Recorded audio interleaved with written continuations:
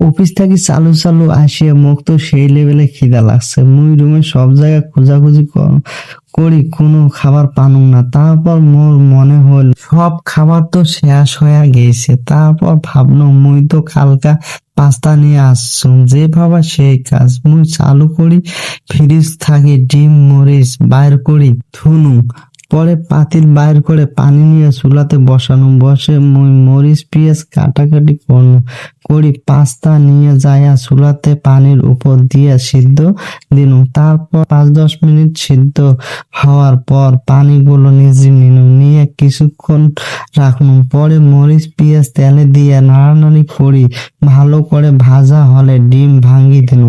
ডিমটা একটু ভালো করে নাড়ানাড়ি করে ভাজি নিয়ে তারপর পাস্তা দিনু, একটু নাড়ি কিছুক্ষণ জাল দিয়ে পাস্তা রেডি করনু। এখন খাওয়া যাক মোর পাস্তা। ভিডিওটা ভালো লাগলে ফলো দিয়ে পাশে থাক।